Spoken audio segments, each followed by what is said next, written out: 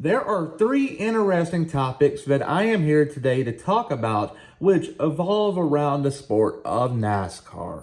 And we all know that Kyle Busch, his contract is up for grabs at the end of the year of 2024, and what will happen to him in 2025.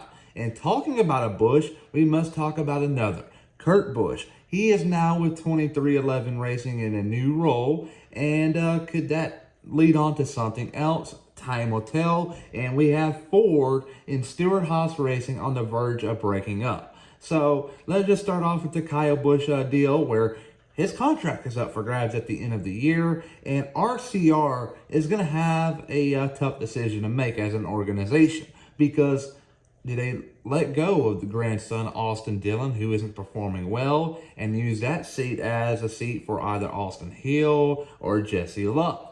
I highly doubt that will happen.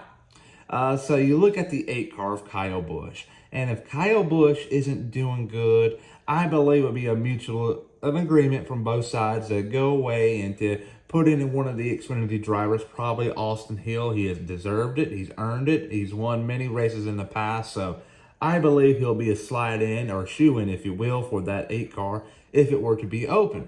But Kyle Busch, if he was a free agent, I would believe Colleague or Spire will try their damnedest, especially Spire, to pick him up. I know that Spire right now has Corey LaJoie in the 7 car on a multi-year deal, and they have Carson Hocevar on a multi-year deal, and they have Zane Smith. And that Zane Smith one is real interesting because that is actually a Trackhouse car, and I just don't know how much Spire can kind of mess with that car. I don't know if they have control over Zane Smith or not. But if they did, I would best assume that Kyle Busch would be a shoe-in for that one. But Colleague, though, seems like a slam dunk. They got a full-time car in the 31, a part-time in the 16, but the 16 has a charter, so the 16 car for Kyle Busch can also be an option like it was at the end of 2022. Kurt Busch is now back with 23XI Racing. Last year, he was kind of on and off as a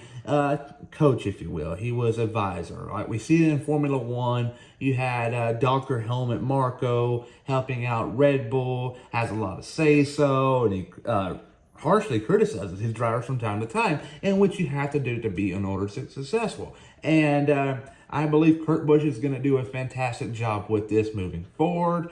And we're going to talk about Stewart Haas Racing. Stewart Haas Racing at the moment is in a complete dumpster fire. They do not know what their future looks like, and neither do we as viewers and audience of NASCAR. And I believe the best way to go about it is to go something short term. And what I mean by that is, yeah, you may be flipping the manufacturers within the next 5 years 2 to 3 times, but do what's best for you.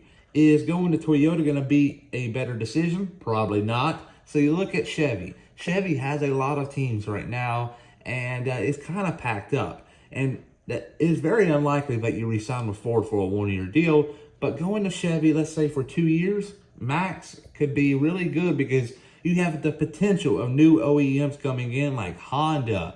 I've even heard Aston Martin. Things are getting crazy these days. But anything can happen, so just sign something short term, and you'll have a good decision to make in 5 years' time. Let's just be honest here. There's going to be a couple of more OEMs in NASCAR, so get ready for it. I cannot wait, but that's what we got today to talk about. Hopefully you enjoyed it, and please like and subscribe.